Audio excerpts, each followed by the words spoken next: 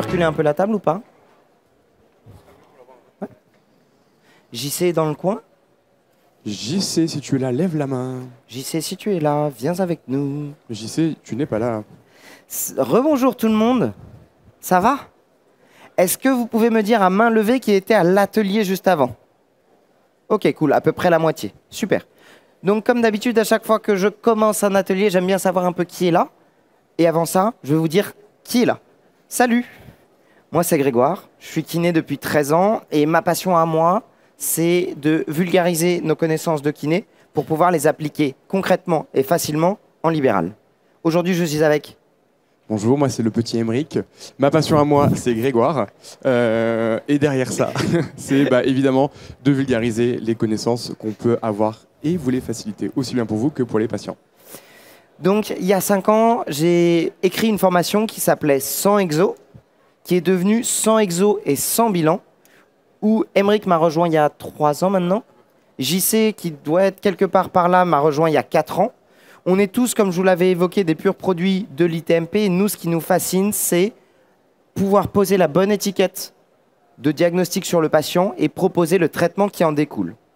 Cette formation, elle a pour but de faire, entre guillemets, le chaînon manquant entre ce qu'on nous a appris à l'école, qui, sans critiquer les IFMK, parfois nous apprend plus à travailler à l'hôpital ou à travailler en centre de rééducation, alors que 99% d'entre nous va bosser en libéral. Et que c'est pas pareil de traiter une prothèse de genou avec un compte-rendu chirurgical et toute l'imagerie qui va bien et une douleur de genou. C'est pas pareil de traiter une arthrodèse à J4 et de traiter quelqu'un qui a mal au dos. Et nous, ce qu'on essaie d'apprendre, c'est de se dire, en fait, tous les maux de dos ne se valent pas. Tous les maux de genou ne se valent pas. Malheureusement, à l'IFMK, parfois, on nous a appris une technique pour le mal de dos. Le massage, l'étirement. Parfois, on nous a appris le renforcement, qu'on ne sait pas prescrire en quantité, en qualité, et le justifier. Cette formation, elle a donc pour but de revenir à l'essentiel en 2 jours, de diagnostiquer et de proposer le bon exercice pour le bon patient et au bon moment. Cette formule, elle a énormément évolué au cours des dernières années, comme je vous l'ai dit, à partir évidemment de mes échecs pratiques, mais aussi de la littérature scientifique qui a énormément évolué, et de nos échanges entre nous. Quand Émeric est arrivé il y a 3 ans, on a ajouté dedans un WOD issu du CrossFit, un Workout of the Day. Tu veux nous en parler un peu? Oui, déjà, je te félicite pour ton accent. Merci, thank you. Très qualitatif. Et dans un deuxième temps, cette partie pratique, active, voire même très intense, d'où l'idée d'en tirer du CrossFit, c'était de vous aider en tant que praticien à aller chercher beaucoup plus loin et peut-être beaucoup plus fort que ce qu'on pense que nos patients sont capables de faire. On a tendance à être des fois trop gentils, trop doux, par peur de leur blesser, par peur d'aller trop loin, par peur de ce que le patient pourrait même penser de ce qui va se passer en portant une charge lourde. Et quand nous, on fait pratiquer au kiné d'aller porter les charges lourdes, d'aller jusqu'à l'échec, jusqu'au moment où la barre, elle ne peut même plus monter avec une technique pas toujours parfaite, et qu'on se rend compte que ça se passe bien, on est quand même beaucoup plus confiant derrière pour le faire tester à nos patients. Donc vraiment mettre de la pratique, mais de pratiquer cette pratique pour pouvoir la transférer derrière. Il y a pas mal d'études qui nous ont montré que les patients les plus kinésiophobes. Kinésiophobes, c'est quoi? C'est les gens qui ont peur de bouger.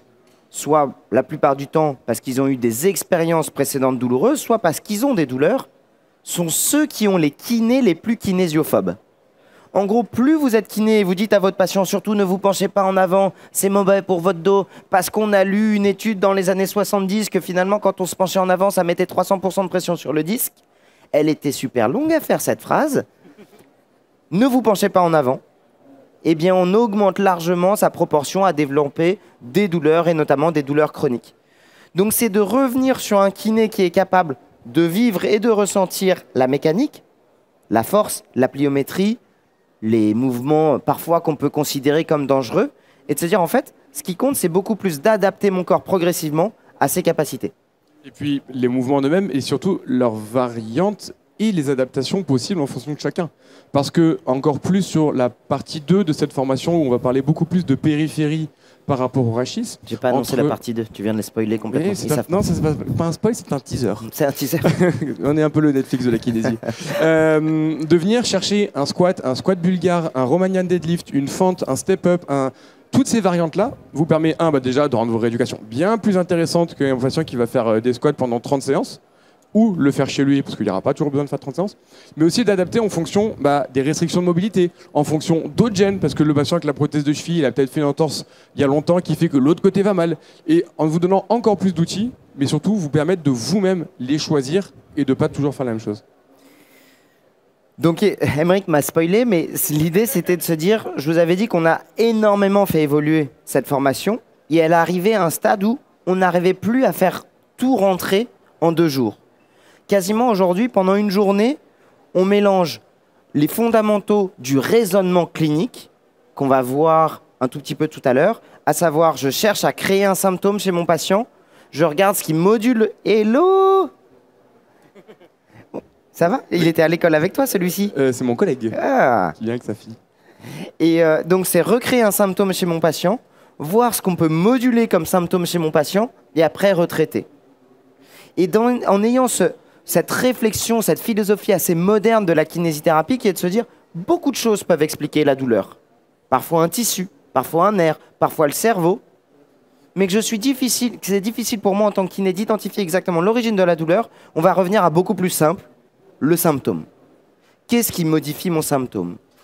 J'identifie le symptôme, je regarde quel type de traitement le module en plus et ou en moins, et ça confirme mon hypothèse de diagnostic. Ça, on passe une journée pour comprendre ça et pour pouvoir l'appliquer aux grandes pathologies qu'on voit en libéral. La deuxième journée, on applique ça sur le rachis. Comprendre les différentes étiologies. Que les signes cliniques d'une hernie discale ne sont pas les mêmes que les signes cliniques d'une arthrose, qui ne sont pas les mêmes signes cliniques qu'un rachis instable, qui ne sont pas les mêmes signes cliniques qu'une arthrose de la sacro-iliaque, qui ne sont pas les mêmes signes cliniques qu'une arthrose de hanche. Et que si jamais j'arrive à identifier en clinique ces symptômes-là, que je peux mettre mon raisonnement clinique pour savoir quel est le meilleur traitement pour le bon patient au bon moment, je suis capable d'être plus efficace rapidement sur le bon problème. Et c'est parfois ça qui nous manque en kiné. Les outils et les connaissances, on les a, mais on ne sait pas bien les indiquer au bon moment. Ça, c'est la deuxième journée. Et finalement, vous expliquez tout ça uniquement sur le rachis lombaire et le rachis cervical, il nous faut quasiment une journée complète. Et on a pris la grande décision avec Aymeric et avec JC de se dire, aujourd'hui, on veut accorder le même intérêt, le même dévouement pour les autres articulations, à savoir le membre sup et le membre inf. Donc là, c'est ce qu'ils sont en train d'écrire. Pour faire concret, aujourd'hui, si vous vous inscrivez à 100 Exo, on intervient à Lille, à Lyon, à Paris et à Toulouse. Personnellement, je suis sur chacune de ces éditions-là. Il y aura Aymeric avec moi à Lyon et à Lille, JC à Paris et Vincent à Toulouse. Et JC à Rennes. Et JC à Rennes aussi. Merci beaucoup. Dans un second temps, courant 2024, on va annoncer, ça je vous invite à nous suivre sur nos réseaux sociaux, donc Major Mouvement et Aymeric, et M ton kiné. Sur Instagram et sur YouTube, on annoncera la sortie du volume 2, qui sera évidemment sur itmp.fr pour vous inscrire, pour faire la suite. On vous recommande quand même de faire le volume 1, puis le volume 2, parce qu'on s'appuiera régulièrement sur le raisonnement clinique, et évidemment sur certains tests, parce que par exemple, vous avez des douleurs lombaires qui peuvent irradier dans le membre inférieur, et il est important d'avoir cette notion de diagnostic différentiel. On voulait du coup aujourd'hui partir sur un exemple de diag différentiel du membre inférieur? Absolument, qui sera du coup directement inspiré du volume 2. Avant de commencer et de prendre l'un de vous pour cet exemple, est-ce que tu veux nous parler de ta règle magique? La règle des 70-20-10. La règle des 70-20-10 est la suivante. Quand un patient vient nous voir et vient vous voir, je vous invite à chaque fin de séance à vous dire « Ok, est-ce que c'est un 70, un 20 ou un 10 ?» Un patient 70, c'est un patient où vous avez identifié avec une très forte probabilité l'origine de sa douleur, que vous êtes capable de mettre en place un traitement que vous maîtrisez, qui répond bien au traitement que vous maîtrisez, et que vous êtes capable de dire comment il va évoluer de manière favorable et sous quel délai. Globalement, c'est un patient simple. Souvent, c'est des patients plutôt type mécanique, où vous identifiez assez facilement grâce à des tests cliniques fiables la structure mise en cause et des techniques pour moduler les symptômes favorablement dès la première séance. Un patient 70, c'est quelqu'un qui doit évoluer favorablement rapidement.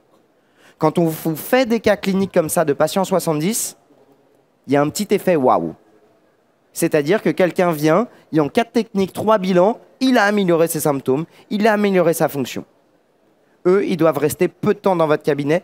Vous devez les autonomiser pour avoir plus de temps pour les autres patients. Les patients 20%, ce sont des patients où les tests cliniques que vous avez ne sont pas très fiables. Ils répondent pas très bien. Ce n'est pas toujours logique, mais globalement, sans que vous soyez capable de vraiment expliquer pourquoi, ça a l'air de s'améliorer. Je fais le deuil de mon explication, mais globalement, ça a l'air d'aller de mieux en mieux. Ou à l'inverse, dans mes 20%, j'ai une pathologie complexe et compliquée, mais globalement, j'ai une bonne adhésion de mon patient, il répond bien à mon traitement, et ça répond plutôt bien favorablement. Et enfin, j'ai les 10%. Les 10 patients 10%, c'est « je suis dans la merde ». Et mon patient aussi. La pathologie est complexe, elle est compliquée. Je ne la connais pas, je ne la comprends pas. Ou alors, il y a des drapeaux orange, rouge, noir, présents, qui vont faire que ça va énormément traîner. Pour faire simple, une névralgie cervico-béracale qui devrait bien répondre, par exemple, à de la mob cervicale ou à du neurodynamique, s'il y a une dépression en même temps ou un burn-out, vous pouvez commencer à sortir les rames. Parce que sa douleur, elle ne vient pas que de la névralgie cervico-béracale, elle vient de son cerveau qui exprime de la douleur. Donc aujourd'hui, dans le cas clinique qu'on va faire, on va être capable de vous dire avec Aymeric, et je vous invite vous-même à vous poser la question, est-ce que ce qu'ils sont en train de traiter, c'est un 70, un 20 ou un 10? Dans un cas clinique comme ça, comme tout à l'heure, pour ceux qui étaient juste avant, celle que j'ai foirée, c'était une 10. Et je l'avais prise pour un 70. Donc, on va vous dire c'est un 70, et là, normalement, il devrait avoir un effet waouh. Si jamais c'est un 20, nous, on va un peu plus galérer, mais c'est la vraie vie. Et vous, vous allez pouvoir voir notre déroulé et notre logique mentale, et vous pouvez vous dire, ah ben, ok, c'est normal de galérer, c'est normal que ce soit compliqué. Et si jamais c'est un 10, vous nous autoriserez à vous dire, bon là, c'est trop compliqué, en gros, en 5 minutes, on ne peut pas la traiter, et on proposera de changer de patient. Ça marche? Donc la question, Aymeric, on va tricher un petit peu. Quels symptômes est-ce que tu voudrais avoir? On va partir sur une zone, une pathologie, quelque chose qu'on a de manière assez classique dans nos cabinets. Donc comme vous l'avez compris, pour cette partie 2, on ne va pas traiter de rachis, donc plutôt de périphérique. Et donc on va plutôt partir sur une douleur de genou. Je pense qu'on a quand même énormément dans notre cabinet. Donc on chercherait une douleur de genou déjà plutôt mécanique. Donc si quelqu'un a une douleur de genou qui répond plutôt à l'activité, qui serait du genre quand je l'utilise j'ai mal, quand je l'utilise pas j'ai pas mal, plus je l'utilise plus la douleur peut augmenter, avec même un côté qui peut être réactif derrière à 24-48 heures. Est-ce que dans l'assemblée on aurait quelque chose qui peut ressembler à ça? Évidemment si vous avez pris un bus à 130, ça ne rentre pas dans le cas clinique du jour. Quelqu'un a une douleur de genou? Ouais, tu veux venir avec nous? On est arrivé ce matin à Réduca ensemble. C'est ça? Tu étais devant moi quand je suis arrivé? Bonjour, comment allez-vous? Salut. Je te donne mon micro, Marion? Ou tu lui passes? À la limite, ce serait mieux qu'on va faire l'inverse. Je lui passe le micro. Ouais, on fait ça. Ça. Ça va? Alors Marion, est-ce que tu peux nous décrire rapidement un peu ce qui t'amène? Depuis à peu près 3 semaines, j'ai une douleur au genou gauche. Ok. Qui intervient particulièrement quand je monte les escaliers ou quand je fais du sport, voilà. Course à pied, tout. Ok, donc là on est sur une douleur antérieure, tennis, donc très mécanique, tu l'utilises, t'as mal, plus t'augmentes, plus ça peut avoir mal, et quand tu fais rien, si tu passes une journée devant la télé, ça va à peu près. Dans l'idée c'est ça. Donc ça c'est un truc que vraiment on va retrouver classiquement au cabinet. Sur ce type de traitement ou de pathologie, il faut vraiment essayer de comprendre et différencier votre prise en charge en fait en 2 axes. Le premier, ça va être d'essayer de comprendre quelle est la cause de sa douleur. Une douleur antérieure, on essaye de réfléchir toujours pareil en termes de diagnostic, mais aussi de probabilité. Qu'est-ce qui serait le plus cohérent? On ne va pas aller chercher les douleurs les plus rares, on commence par des trucs classiques, ce serait sûrement un syndrome rotulien, une tendinopathie rotulienne, des trucs qu'on va avoir de manière assez classique. Et ça, on arrive généralement bien à les traiter au cabinet. Quand c'est une tendinopathie, il y a des protocoles, on utilise par exemple tiré des travaux de Jill Cook sur la manière de traiter un tendon. Et les problèmes plutôt comme un syndrome rotulien ou un syndrome fémoro-patellaire, on est plus sur une pathologie articulaire dans laquelle on va essayer de remettre de la contrainte. Ça, c'est un axe de travail que, dans l'ensemble, énormément d'organismes de formation développent et on arrive assez bien à traiter. L'idée derrière, c'est de se dire comment on en arrive à cet excès de contraintes sur son genou qui fait qu'elle vient nous voir aujourd'hui. Alors oui, tu es sportive, on imagine que c'est dans ta pratique sportive que tu as pu commencer à avoir des douleurs peut-être sur la course à pied, c'est bien ça? C'est ça? C'est ça. Merci. Vous voyez, ça c'est peut-être que tu n'es pas un 70, mais quand vous avez un 70, c'est limite le genre de patient où vous connaissez la réponse avant même de poser la question. Vous voyez, ça en général ressemble à des patients que vous avez l'habitude et qui vont bien répondre. Nous, ce que j'aimerais qu'on essaie de regarder ensemble aujourd'hui, et ça va être de vous présenter un outil simple, mais qui va vous aider dans vos bilans et dans vos traitements, qui est le squat. Et on va en fait aujourd'hui utiliser le squat pour bilanter très rapidement et essayer de comprendre, je vais partir sur 200 squats, et très rapidement, vous donner des pistes ou des zones à aller rapidement regarder en fonction de comment la personne va squatter. Et donc ça, c'est vraiment ce qu'on va essayer de regarder ensemble. Donc si tu es d'accord, est-ce que tu peux enlever tes chaussures? Et on va regarder comment elle squatte, et je vais vous montrer et vous apprendre à lire un squat pour vous donner en fait des billes très rapides pour aller analyser un patient et aller chercher des choses qui vont ou qui ne vont pas. Est-ce que c'est très bien. Est-ce que tu peux te mettre juste au milieu que tout le monde te voit, déjà de face, et tu peux nous faire un squat, s'il te plaît. Vraiment, tu le fais à la manière dont tu auras envie de le faire. Et tu remontes. Alors, est-ce que c'est douloureux? Pas spécialement. Est-ce que tu peux descendre plus bas, s'il te plaît? Donc, je vais me mettre comme vous, je vais la regarder de face. Vas-y, tu descends le plus bas possible, au maximum, et tu remontes. Super. Qu'est-ce que vous voyez dans l'assemblée? Est-ce que vous sauriez dire, est-ce qu'il y en a qui voient des choses en particulier sur son squat? Quelqu'un veut lever la main? Rien du tout. Moi, je vais vous expliquer très rapidement ce que je peux voir sur son squat, mais surtout, je vais vous expliquer ce que moi, ça me donne comme carte derrière. Je vois plusieurs choses.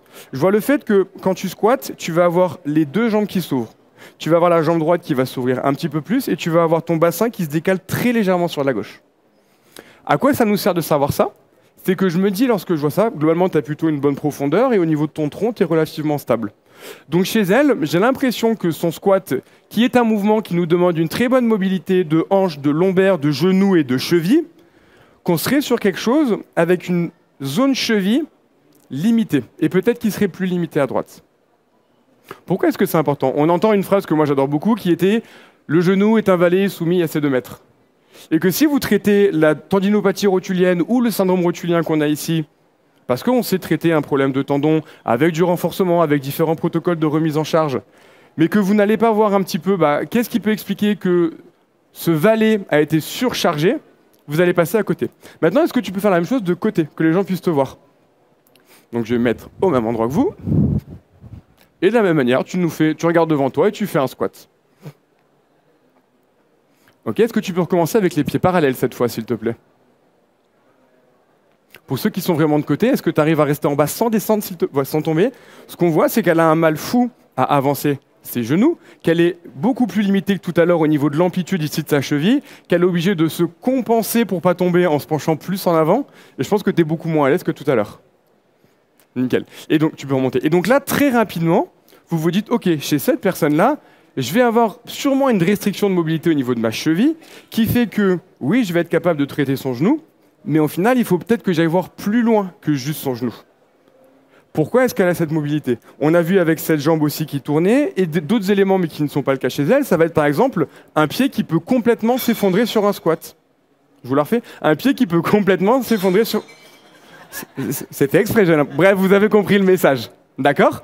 Et comme ça va vous donner des pistes de réflexion sur comment, oui ou non, je peux aller plus loin sur mon traitement. On le sait par exemple à la course à pied, une réduction de mobilité de flexion dorsale de la cheville augmente les contraintes sur le genou et augmente la probabilité de développer des pathologies. Ensuite, vous allez retomber sur un traitement de mobilité de cheville où vous allez pouvoir venir par exemple tester, on va le faire ensemble rapidement, comment est sa mobilité de cheville. Un test très simple que j'adore utiliser au cabinet. Désolé, vous ne serez pas dans le bon sens, ça va être la distance au niveau du mur. Tu vas venir ici, tu vas essayer de toucher le genou avec le mur sans que le talon décolle. Vas-y, là je pense que ça devrait être pas mal. Nickel, dès que c'est validé, tu recules. Hop, vas-y, un petit peu moins, là je pense que tu t'es un peu surestimé sur ta mobilité. Vas-y à fond, nickel. Allez, touche, touche. Ok, là ça commence à décoller, donc je note la distance et tu me fais la même chose de l'autre côté. Tu changes de jambe, mais toi, tu peux partir du principe déjà. Ouais, remets-toi au même niveau que moi. Nickel. Et là, tu recommences. beaucoup plus à l'aise ici. Recule un petit peu moins. Hop, on recommence. Mieux, et tu pourrais reculer encore, mais on a globalement 1,5 doigt supplémentaire. Et vous vous rappelez ce que je vous ai dit? Elle avait, je trouvais, les 2 jambes qui partaient, mais la jambe droite qui partait plus. Et ça, lopin, on retrouve une restriction de mobilité de cheville.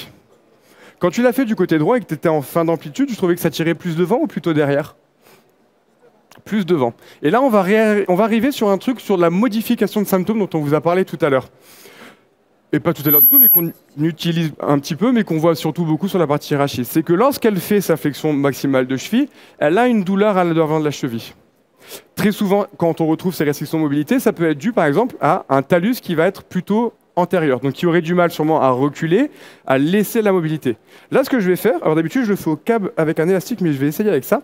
Je vais te demander de le passer au niveau de ta cheville, et on va essayer de, à nouveau, faire de la modulation de symptômes en mobilisant. Donc ça, c'est tiré des techniques de Mulligan, qui consistent en fait à réaliser un mouvement et d'associer un mouvement accessoire. Eux, ils appellent ça du MWM, de la Mobilisation with Movement.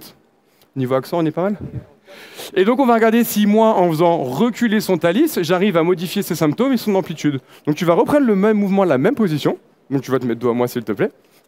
Nickel. Donc là, moi, je me place bien bas. Et tu vas venir faire une dizaine de mouvements. Aller chercher la flexion maximale. Et tu remontes. Est-ce que tu sens toujours devant ou pas? J'ai pas entendu, excuse-moi. Moins, ok, j'y vais. On y va, tu m'en fais 10.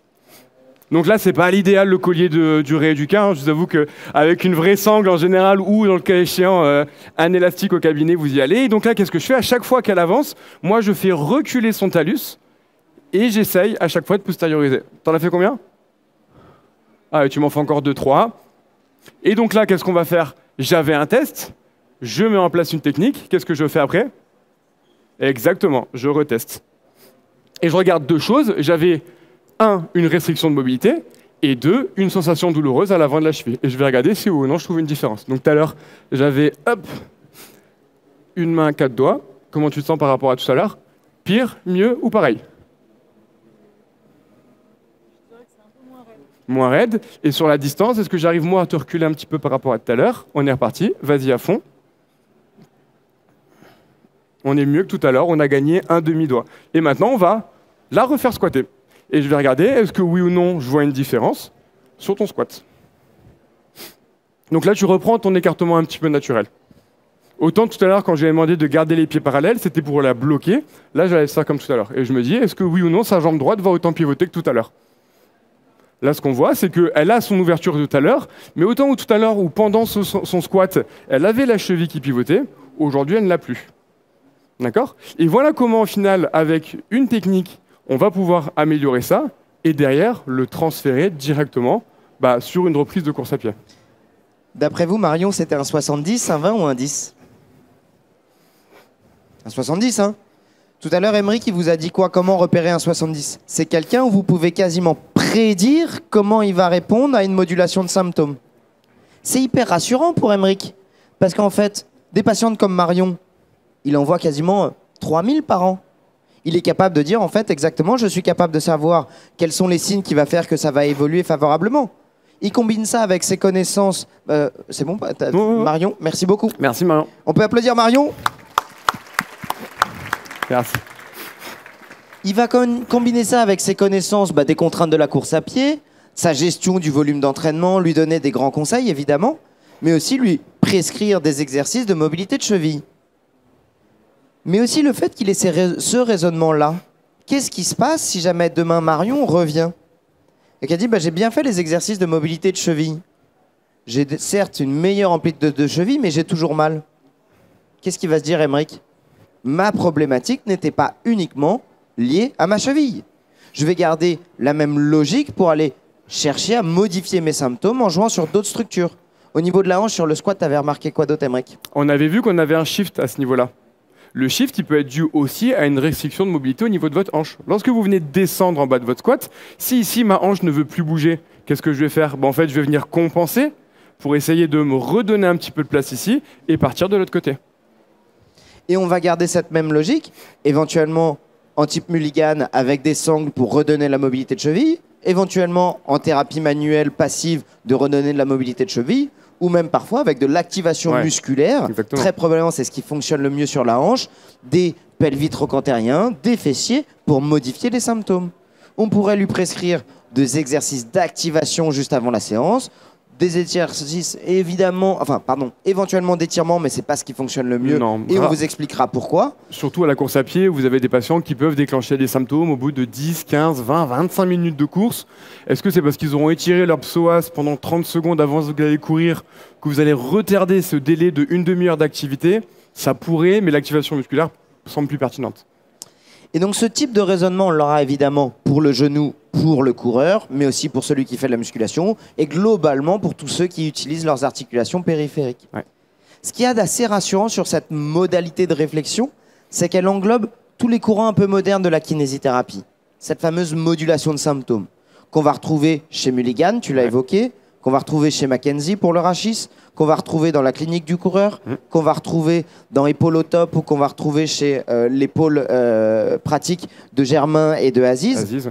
En gros, de comprendre que notre métier a drastiquement changé au cours de ces 10 dernières années. Et que beaucoup de choses peuvent expliquer la douleur, mais s'il y a un truc qu'on a tous un peu en commun dans notre pratique moderne, c'est ce fameux symptôme qu'on va chercher à moduler.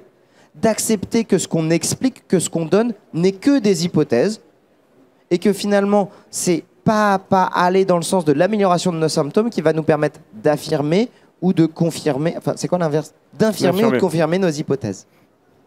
Ce qu'il ne faut pas oublier, c'est que, une fois encore, la rééducation, la partie bilan et traitement, c'est vous qui allez naviguer à travers différentes cases et différents étages. Comme là, on est parti sur une cheville, qui peut soit ne pas évoluer, soit le patient va vous dire c'est mieux, mais il y a encore quelque chose.